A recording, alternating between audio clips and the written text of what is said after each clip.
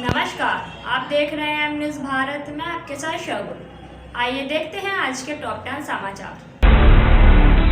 सहारनपुर में जिला बदर का गला रेतकर हत्या, सुबह घर में खून से लथपथ मिला शव, पुलिस खंगाल रही सीसीटीवी फुटेज।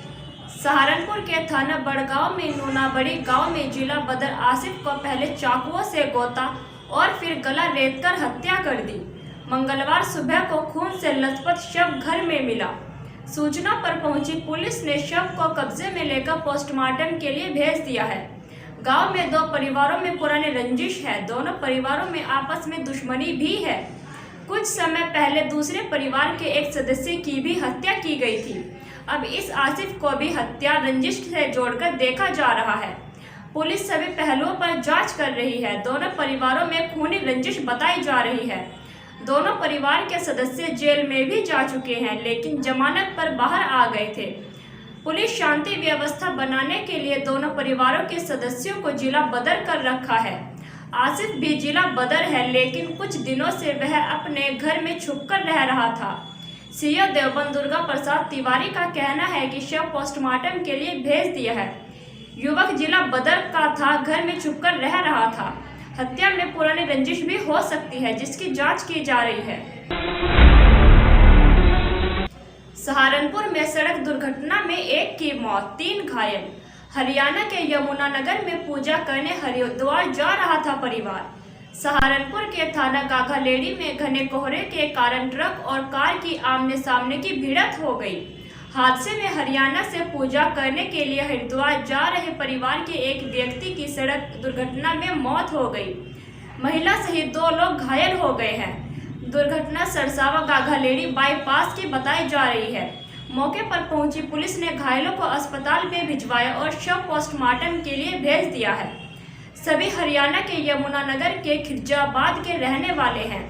मंगलवार सुबह करीब 9:30 बजे हरियाणा से जय भगवान अपने परिवार के साथ हरिद्वार में मौनी अमावस्या को पूजा अर्चना करने जा रहे थे।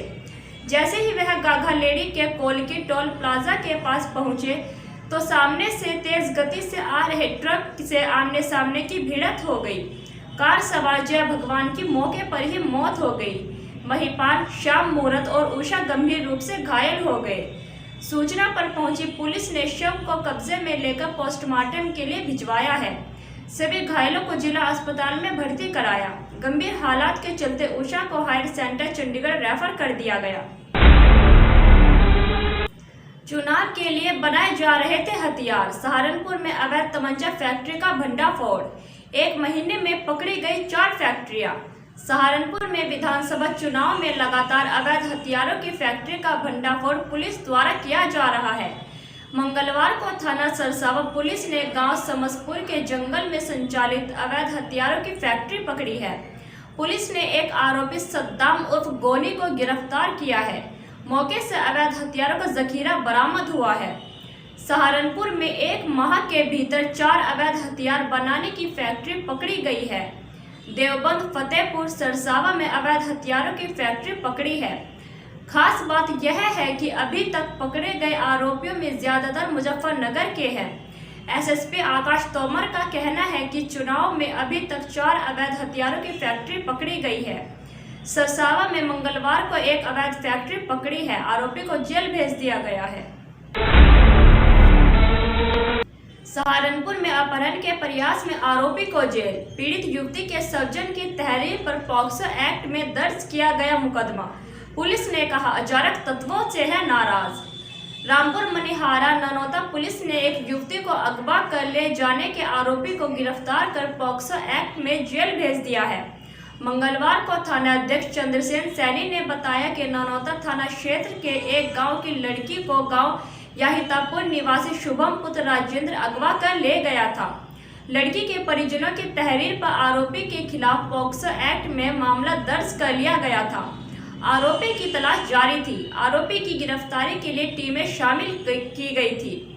SI Mukesh Kumar, head constable Vijay Kumar, constable Sumit Tomar के साथ आरोपी को सहारनपुर रोड स्थित अपने होटल के सामने से गिरफ्तार कर लिया।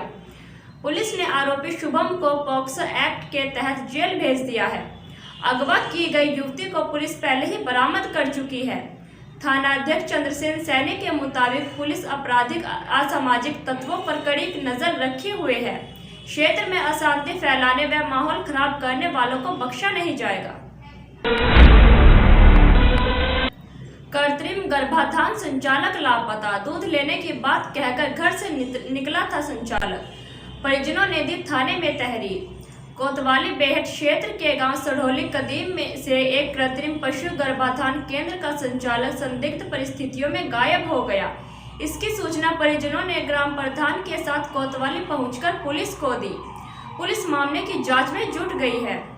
उत्तर प्रदेश के पीलीभीत व हाल निवासी सढ़ोली कदीम सियाराम पुत्र बाबूराम गंदेवड़ गांव में पशु कृत्रिम गर्भाधान केंद्र का संचालक है। वह परिवार के साथ पास के ही गांव सढ़ोली कदीम में रहता है। परिजनों ने बताया कि वह सोमवार की शाम को करीब 7 बजे के आसपास गांव हथौली में दूध लेने व एक मेडिकल संचालक से कमेटी का भुगतान लेने के लिए गया था। जब वह काफी देर तक घर नहीं पहुंचा तो परिजनों ने उनको कॉल किया तो उनका कॉल नहीं लगा। इसके बाद उनका फोन बंद आया। इसके बाद परिजनों ने उनकी तलाश में मेडिकल संचालक के पास पहुंचे तो उसने बताया कि सियाराम एक अन्य व्यक्ति के साथ उसकी दुकान पर आया था और अपनी कमेटी के 70,000 रुपये लेकर वहां से चला गया था। परिजनों ने काफी तलाश करने के बाद भी सियाराम का कोई सुराग नहीं लग सका, जिसके बाद परिजन मंगलवार की सुबह ग्राम प्रधान शेखर राणा के साथ कोतवाली पहुंचे और पुलिस को मामले की जानकारी दी। इंस्पेक्टर ब्रजेश कुमार पांडे ने बताया कि मामले की जांच की जा रही है।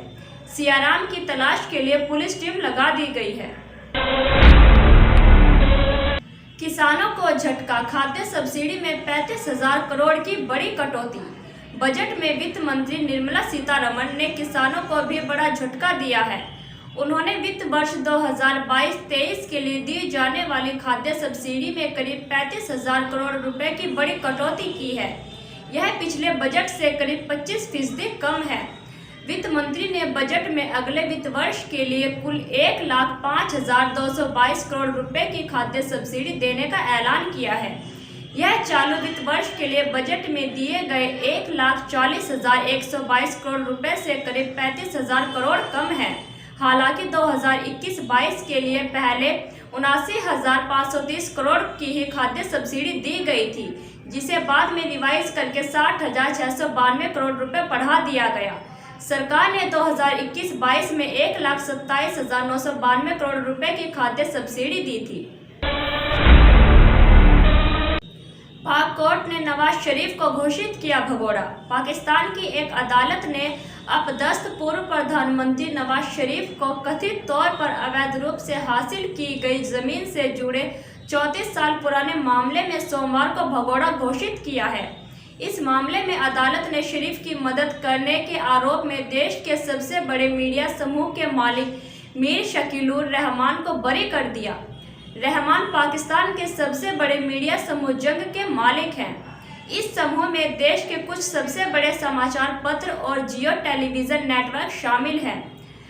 राष्ट्रीय जवाबदेही ब्यूरो ने रहमान को इस मामले में मार्च 2020 में गिरफ्तार किया था और उसी वर्ष नवंबर में सर्वोच्च अदालत ने उन्हें जमानत पर रिहा कर दिया था। अदालत के एक अधिकारी ने बताया कि लाहौर की एक जवाबदेही अदालत ने सोमवार को रहमान को बरी कर दिया क्योंकि अभियोजन पक्ष ने उनके खिलाफ आरोपों को साबित करने में नाकाम रहा। उन्होंने कहा कि रहमान ने मामले में बरी किए जाने का अनुरोध करते हुए याचिका दायर की थी। 2 अन्य आरोपियों लाहौर विकास प्राधिकरण के पूर्व निदेशक हुमायूं फैज रसूल और पूर्व निदेशक भूमि मियां बशीर को भी बरी कर दिया गया है। ब्यूटी पार्लर के पैसे नहीं दिए तो महिला ने बॉयफ्रेंड को किया अगवा। महिलाओं को खूबसूरत दिखने का शौक होता है और वह इसके लिए तरह तरह की ब्यूटी ट्रीटमेंट्स भी कराती हैं। हालांकि कोई अपने पार्टनर को अगर सिर्फ इसलिए टॉर्चर करे क्योंकि वह उसके महंगे ट्रीटमेंट का बिल नहीं देता तो वाकई यह चौंकाने वाली बात है। एक ब्रिटिश महिला ने ऐसा ही किया अपने बॉयफ्रेंड के साथ, जिसके बारे में जानकर आप दंग रह जाएंगे। सरहा डेविस नाम की 33 साल की महिला ने अपने बॉयफ्रेंड को 12 घंटे तक अगवा रखा और उसे अजीबोगरीब तरीके से टॉर्चर किया।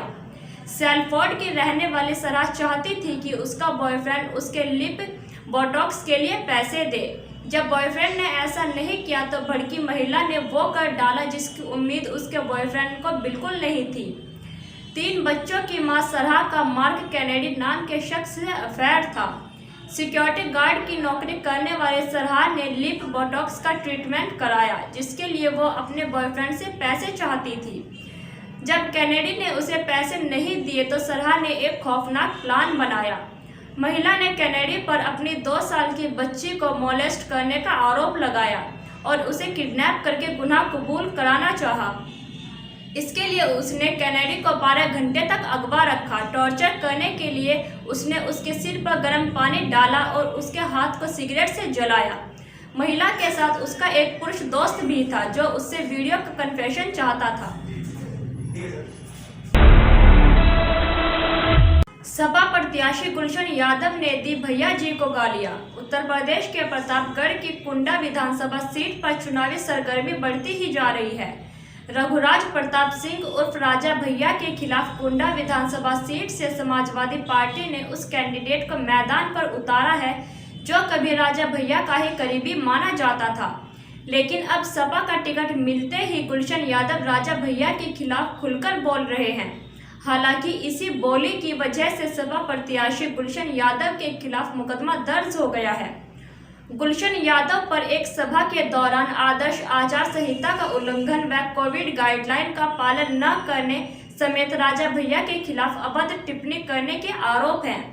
जिला प्रशासन में कुंडा थाने में सपा प्रत्याशी गुलशन यादव के खिलाफ मुकदमा दर्ज कराया है। दरोगा की शिकायत पर दर्ज मुकदमे में सपा प्रत्याशी गुलशन यादव पर कोविड नियमों की धज्जियां उड़ाने, अभद्र टिप्पणी करने और आचार संहिता के उल्लंघन करने की धारा में मुकदमा दर्ज किया गया है। फिलहाल पुलिस मामले की जांच में जुट गई है। एएपी के यूपी प्रभारी संजय सिंह को लग रहा है डर, कहा बीजेपी दोबारा आ गई तो क्या होगा।